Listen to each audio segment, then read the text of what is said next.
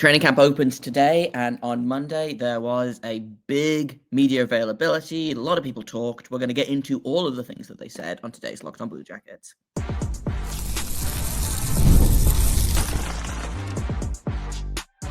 You're Locked On Blue Jackets, your daily podcast on the Columbus Blue Jackets, part of the Locked On Podcast Network, your team every day.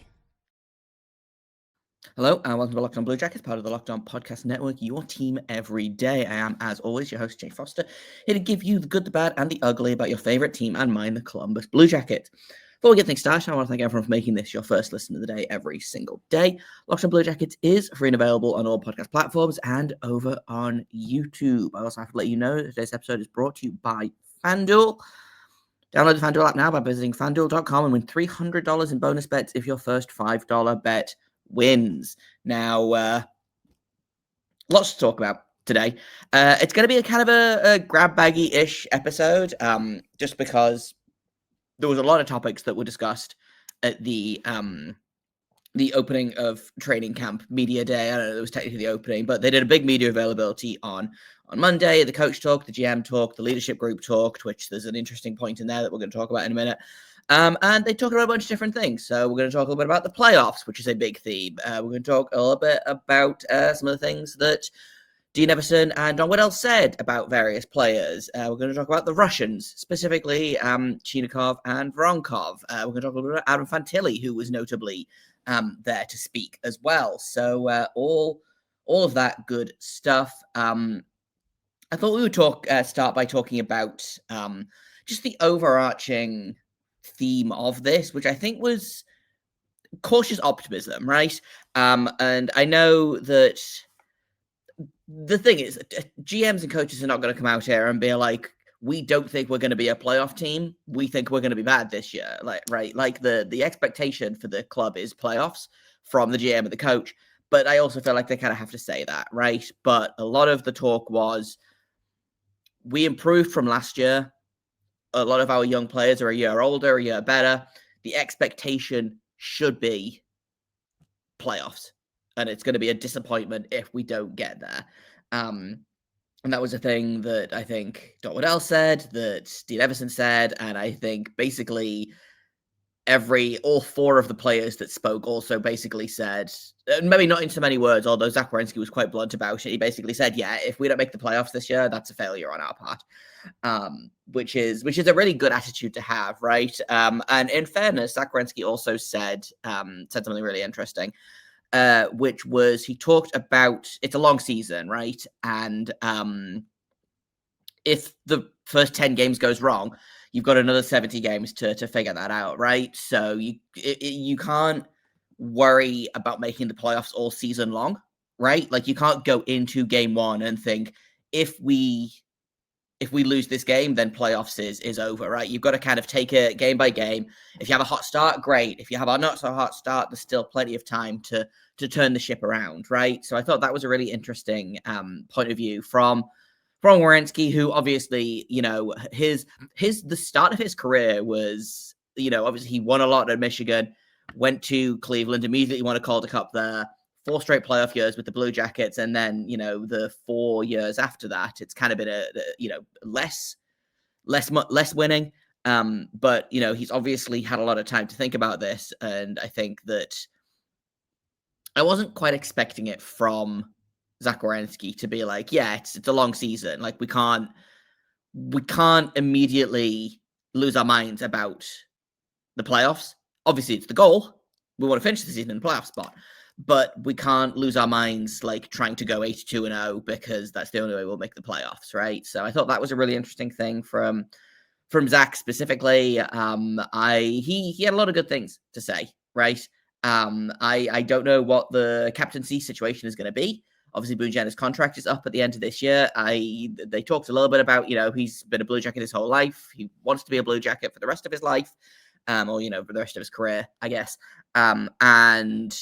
But he's not going to be here forever. Is Zach Werenski the next guy to wear the C for the Blue Jackets? It's certainly looking that way. And I don't, I think as long as Boone Jenner is here, he's going to wear the C. It just depends on how long he's here for, right? And that a lot of that, I think, depends on how the season goes, because to me, Boone Jenner feels like a perfect trade deadline acquisition for basically every team. Which I hate to think about it that way, but it happened a couple of years ago. I think before this current contract extension came through, people were like, "Oh, they're going to trade Boone Jenner at the deadline, and he's going to be a great bottom six player on basically every playoff team, right?"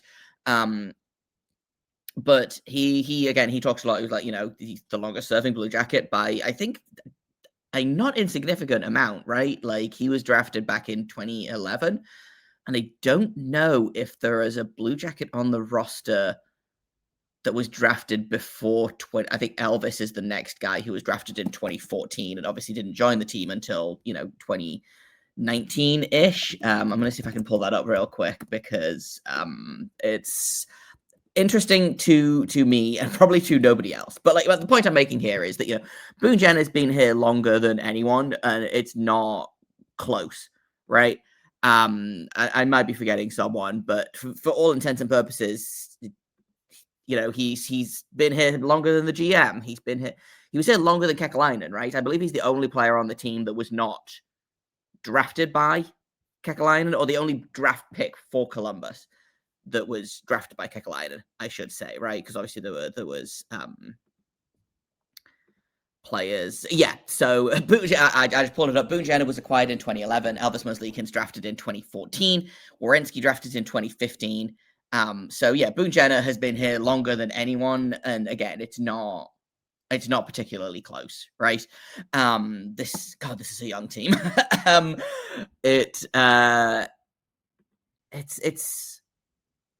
He's going to be here he's going to keep being here, I think, is the point I'm making here. And he talks a lot about, in his media availability, that he loves being a Blue Jacket and he wants to bring a cup to Columbus. And, that's not nothing, right? I think people give maybe not so much anymore, but I know certain Penguins fans who, I know that we don't listen to Penguins fans because they have nothing interesting to say, right? But I think they give the Blue Jackets a lot of stick for not having their best player also be the captain, right? But to me, Boone Jenner has been a really good captain for this team. I think he is I think he's much more voice. I think he's got a much bigger voice in the room than he maybe does in the media, because he is not the most. He's not the most fun interview. He's not the most interesting interview, right? He's one of those good old Ontario boys that says all the right things. I do think that he's probably a lot more vocal in the room than you think, and I think he's been a good captain. So hopefully, again, even if the Blue Jackets don't make the playoffs this year, I don't think he moves at the deadline, but I do think that they could command a haul for him. So really, it comes down to sentimentality versus, do you want another first round pick for Boone Jenner, right? So I think he's going to be a long-term Blue Jacket, but the point of all of this, the way that Zach Werenski speaks makes me think that that's the next captain. And I don't necessarily know if I agree with that. I did an episode early-ish in the summer, I think, where I talked about, potential next captains, because I was talking about Cole Sillinger and how he has become kind of a young leader in this room.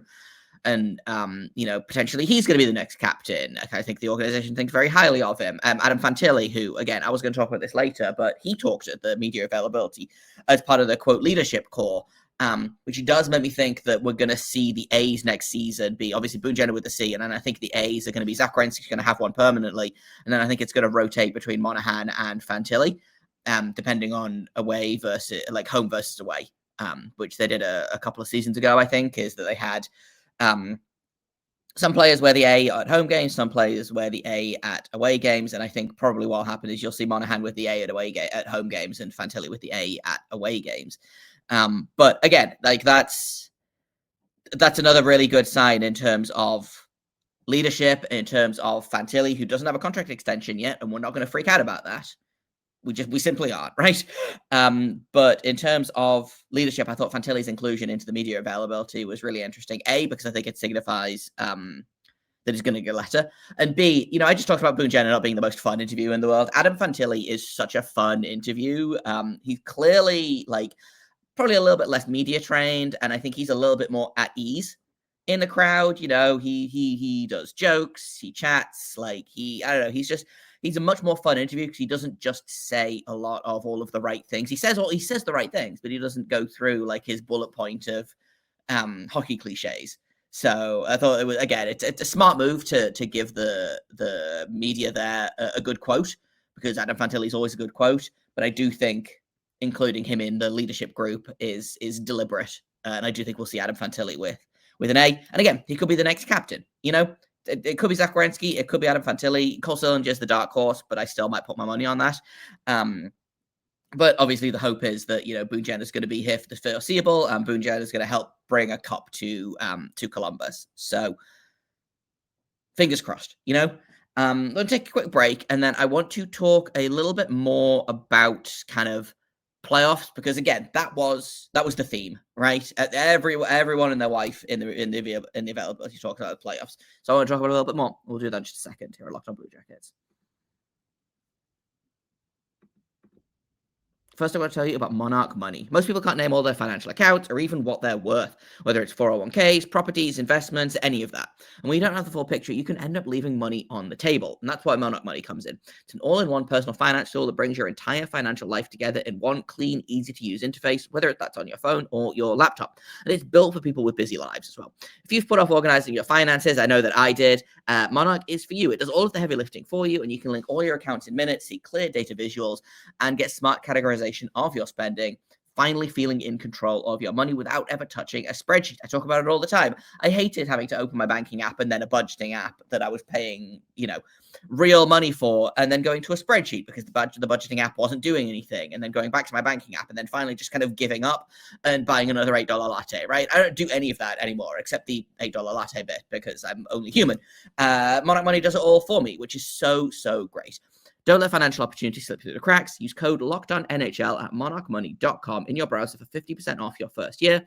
That's 50% off your first year at monarchmoney.com with code LOCKEDONNHL. Welcome back to Locked On Blue Jackets. We've talked a little bit about kind of leadership and the importance of who was at the media availability on Monday. And we talked a little bit about playoffs, but I want to talk a little bit more about playoffs, because that's going to be the theme of the season, right? They came so close last season. They were 2 points out, and they want to make the playoffs this year. They think they're a better team. You know, Don Waddell talked about the you know, improving the goaltending.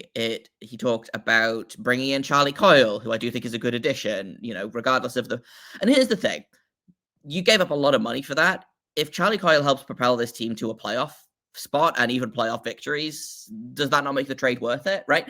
I'm still not happy about the trade. I still think it was an overpay, but at the end of the day, like, if the price you pay, if the cost for something that you've bought ends up being that you buy the Stanley Cup, there's really you can't put a price on it, right? Do I think that the Blue Jackets will win the Stanley Cup this year? No, but that's kind of how they're looking at it, right? Is they're like, well, is Charlie Coyle going to help us win the cup sooner than Gavin Brindley is? And the answer is probably yes. I think Brindley will end up being a big headache for the Blue Jackets in the future in terms of, you know, a prospect that they traded who is going to be really good.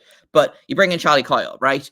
You bring in a goaltender to kind of solidify the monsters. I know that's not necessarily a playoff thing, but having Fedotov as a kind of gap between Elvis and Greaves and Zach Sorchenko down in the AHL, because at the minute they were going to run Elvis and Jet as the NHL tandem. And then if either one of those guys goes down with an injury, stumbles, is underperforming, is sick, is whatever, right? The next guy up would have been Zach Sorchenko, who was fine for the Monsters last season, but is probably not an NHL caliber goalie, right? So Fedotov's numbers are not terrible at the AHL level, but they're also not good. But he fills in that gap, right? Of hopefully you sneak him through waivers, you leave him in Cleveland, and if you need him, then he's there, right? That being said, that's not necessarily a playoff addition, but I do think it is an addition, and it's something that the team wanted to do this summer. So I'm glad that they managed to get it done, and without overpaying as well, because I know I talked about this in the little bonus episode I did, but I was like, man, really bracing myself for them to have traded Chinakhov in a second for Ivan Fedotov, which would have been insane. And maybe that's on me rather than on this team, but a 6th-round pick for potentially an AHL starting goalie, like I am more than okay with that, right? But they brought in Coyle, they brought in Lundestrom. Don Waddell talked about the defensive free agency situation of, you look at everyone stayed where they were, basically. So they decided that better the devil you know than the devil you don't, right? I still don't like the contract for Provorov. I still don't like the term, but it is what it is, right? And I understand the logic behind paying a known quantity over paying an unknown quantity, even if, it's risk versus reward, I wouldn't have done it, but I understand why Waddell did do it, right? And they talked about the defense as well, about, you've got a full season of Dante Fabro next to Zach Werenski. Denton Matejchuk's a year older. Zach Werenski mentioned that as well, kind of unprompted. He was like, yeah, Denton Matejchuk's a hell of a player. You've got him a year older. Hopefully you're going to get bounce backs from guys like Severson. You want him to be a serviceable third pair defenseman, which I think he potentially can be. I did think it was interesting that I think both Don Waddell and Dean Evason said, we don't care about what your contract is. If you're good, you're going to play. And if you're not good, you're not going to play. And I don't think that was necessarily directed at Severson, but it was directed at someone, I think. And, obviously David Severson was famously, I say famously, notably healthy scratched for the last, 6 to 8 games of the season. And Evason actually talked about it he did an interview with Aaron Portzline of The Athletic that I pulled up because I knew that I was going to want to talk about it. Where is it? Here we go. So by the end of the season, Damon Severson wasn't playing, healthy scratch. Obviously, that's not ideal with 6 years remaining on his contract. How do you get him back on track? And Evason said, he's a really good player. Don and I met with him a couple of weeks ago. He doesn't have to prove anything, just has to play well within our system. He has to simplify. He has natural offensive ability. He doesn't have to push for that. It's going to come, but he has to be a defender first and simplify in areas. We still want him involved in jumping in play, just like anybody else. But it's going to come without forcing it. As we talked, it was clear that we're both seeing the situation the same way. He gets it. We have to get all of our players in the right mindset, and he's there. So, again, Damon Severson is a guy that is going to play games this season. I've seen a lot of people being like, well, no, put him in the press box and play Gabranson and Christiansen, and that's simply not going to happen. Because, again, as much as they talk about, the contract, and if you're good, you play, and if you're not good, then you don't play, regardless of how much money we're paying you, you're not going to put $6 million in the press box for 82 games, right? They're simply not going to do that, if only because ownership will have a fit. And frankly, we don't need ownership having a fit. But I think someone like Severson is you need him to bounce back. And I think if you get a better Severson, you get another year of Denton Matejchuk. You get, Werenski and Fabro doing what they did last year, only for longer. I think Provorov will probably be serviceable as a second pair guy, as long as he stays a second pair guy and they don't continue to, Here's the thing. Provorov is fine in limited minutes. Unfortunately, his minutes aren't very limited. He plays a lot on the penalty kill, which I don't love. Doesn't play a ton on the power play, which is probably fine, because I think he's probably the 4th option on the power play for me at the minute anyway. Potentially the 5th behind Fabro, Severson, and Matejchuk, and obviously Werenski. But, they talked about that as well, of if you can get the defense to take a step forward this season, which is entirely possible, but if you can get that to take a step forward, then yeah, maybe keeping Provorov was a better option than, the plays that were available on the market. Because here's the thing, Gavrikov was always going to go to New York. All of the other big defensemen stayed. Yeah, you could have gone and got Dmitri Orlov for a short-term contract like the Sharks did, but it's really just kind of kicking the can down the road. And again, there's risk there, right? So again, I'm not going to sit here and say that the Provorov contract was good and that that it was a good move, and I think it's going to pay off. But I understand the logic behind it, and I do think that, there are a combination of things that can happen that can make that contract palatable. Mostly those things are, A, the cap keeps going up, so it will look less bad eventually, and B, hopefully he'll get kind of lapped by, guys like Matejchuk who continue to improve. So overall, I agree with a lot of what they said at the media availability about the playoffs. I do think the team has improved. The places that need to improve, the places that they didn't improve are places that are going to improve naturally just by dint of, Marchenko year older, Fantilli year older, Johnson year older, Sillinger year older. Would I have loved for them to bring in a big name free agent on the wing? Sure, but they didn't. So now you just got to hope that Marchenko, Johnson, maybe Chinakhov, who we'll talk about in a second here, can beat those guys. And Voronkov as well, who I'm also going to talk about in a second. All of these names are guys that should be better this year than they were last year. And I think that's going to propel the team forward more than any move that they could have made. Another quick break, and then we're going to talk about the Russians because Chinakhov and Voronkov were both mentioned by name. So I wanted to talk about both of those situations. So we'll do that in just a second here on Locked On Blue Jackets. First, I want to tell you about FanDuel. The NFL season is here, and FanDuel is making sure you're ready for kickoff with a can't-miss offer. Right now, new customers can bet just $5, and if that bet wins, you're going to get $300 in bonus bets to use across the app. Now, I will say that my thing for this is always, hey, put $5 on the Chiefs, because that's a surefire way to win.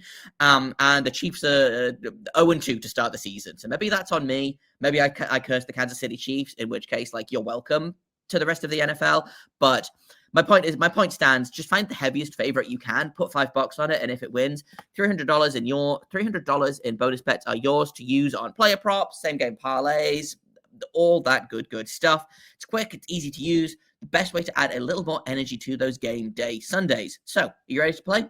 Download the FanDuel app now by visiting FanDuel.com to get started. That's FanDuel.com to place your first $5 bet. Welcome back to Locked On Blue Jackets. We're going to finish off here by talking about some things that I found one of the more notable things that happened in the availability was, the two players that have kind of been the subject of, I was going to say controversy, but I think controversy is too big of a word. But there's been discussion about both players, right? Yegor Chinakhov requested a trade that was made extremely public by his agent, presumably because the trade didn't materialize as fast as he would like it to. And also Dmitri Voronkov, who was the subject of trade talks, by which I mean the New York Islanders called and asked for him, and the Blue Jackets said no. So I don't know that I would consider that trade talks necessarily, but he was that was the thing, is that they wanted Voronkov in the Dobson trade, and the Blue Jackets said no, and we'll see how that goes with, how Dobson does in Montreal this season and how Voronkov does in Columbus this season. But 2 years in a row, his conditioning has failed him. He was invisible for the last third of the season. So they basically said, listen, show up to training camp in shape, or you're not going to play until you are in shape. And again, Dean Evason talks about that in the chat with Aaron Portsline. So we'll talk about Voronkov first, just because I have that exact thing pulled up. He challenged Voronkov as far as his summer conditioning. What do you need to see from him in training camp? Evason says, I'm not going to go into a ton of detail on that, obviously, except to say that when we ended last season, we didn't meet with every player, but we met with him, and we did tell him that if he doesn't come into camp in phenomenal shape, he won't play. He's not unique in that regard. We're not singling him out. He has a bit of a history, but if any player comes to our camp and isn't in shape, they aren't going to play until they're in shape. Portsline clarified, what does that mean? No camp, no preseason games, no regular season games. And Evason said, we've had this discussion. There are two schools of thought. One is, if the player isn't in shape, you play them every single game to get them in shape. And to me, that's not punishment, that's a reward. There are a million kids who would give their left to play in a game. My philosophy is that you don't get the right to go battle with your teammates and play in that arena if you don't deserve it. So that kind of answers your question. So the implication there, right, is if Dmitri Voronkov shows up to camp and is not in great shape, then he's not going to play until he is in shape. And I think it's difficult, obviously, because you can't. He spends his offseason in Russia, and he did spend his offseason doing a lot of training, from what I can tell. Trained with Marchenko for parts of things, trained with a couple of other Russians as well, as they travel in packs, right? But it's difficult to look from a distance and know what what's happening as far as training, right? Because training for Voronkov could be, I'm going to lift a bunch of weights and do a bunch of like on ice drills. When really what he probably needs to do is a bunch of cardio, right? Could probably stand to lose a little bit of weight. He's a big guy, and he's not like massively broad, but I think, he's 6'5" at about 250 pounds. Like he could probably stand to slim down a little bit, I think. I don't know if he has. I know that someone asked Dean Evason about this in the media availability yesterday, and he said, basically all the things that I said that I just quoted from that Portsline article. And then he said, but, I haven't seen him skate yet, but I saw him coming off the ice and he looks great. He looks fantastic. So again, physicals and medicals are today, Wednesday, and then they get on the ice tomorrow on Thursday. So I think probably the first time we'll see any indication of what Voronkov's big summer has been like is Thursday whenever he gets on the ice. And I'm sure that'll be a topic of conversation throughout training camp, but the hope is that Voronkov's put in the work this summer to last all 82 games and not play, 50, 55 games and then just kind of fade out because your legs have gone. So that's a positive. Again, it's easy to listen to what people are saying until you actually see it yourself. But Voronkov is definitely going to be a player that I'm watching during training camp. And then the other guy that we're going to talk about is Yegor Chinakhov, who, again, like the trade request came out over the summer, and then Don Waddell said, listen, I'm not going to trade him just because he wants it. I'm going to make a trade if it benefits. Yes, I will. I'll honor the trade request if I find a trade that works, right? I'm not going to trade him because he says, hey, I don't want to be here anymore, right?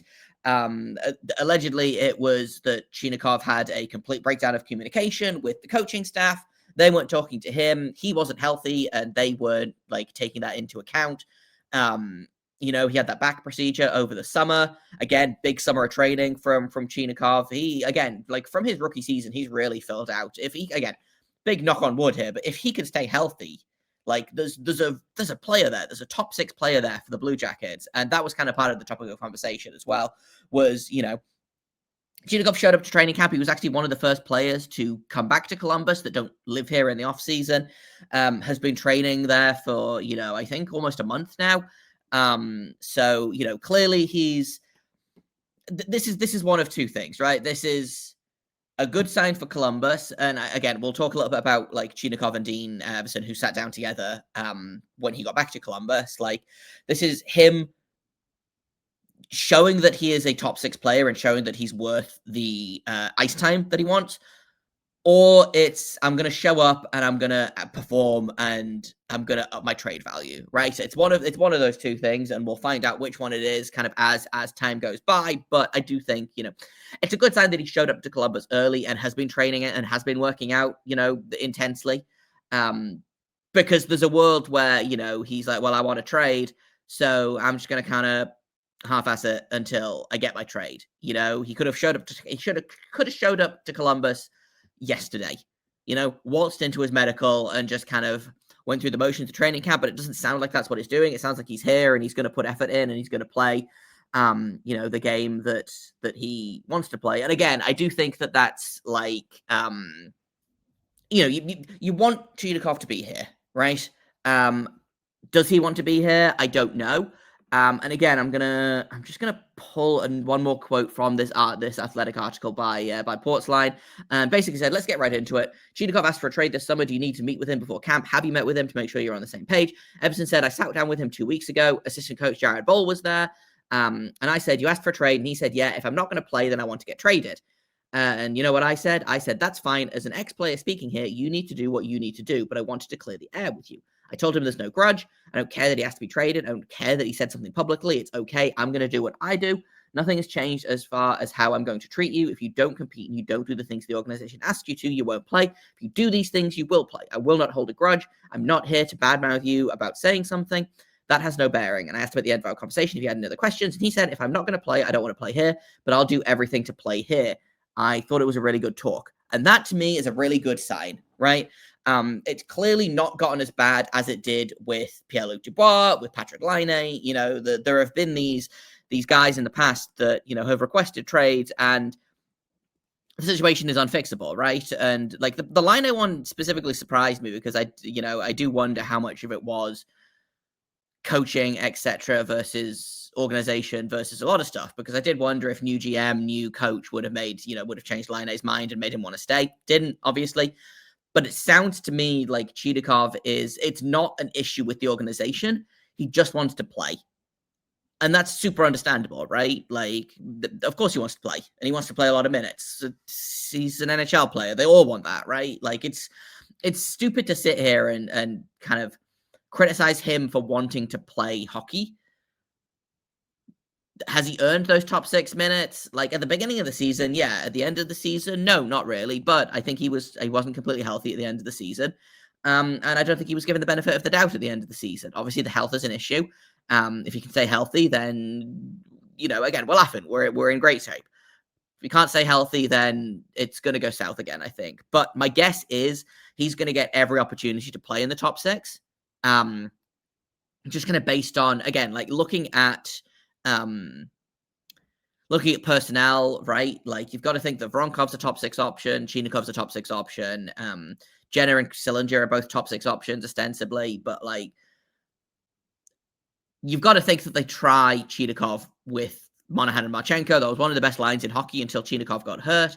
I know that, Voronkov is another option to put there, but like, if you put Chinakhov with Fantilli and Johnson, that's not the most defensively sound line in the world, but it's fast and it's really, really skilled. And I think it'll cause a lot of headaches to the other team. And I think they'll probably outscore any problems that they create for themselves. So, like, again, there's options for him to play in the top 6. And it sounds like he's open to that. And it sounds like it's not that he doesn't want to play in Columbus.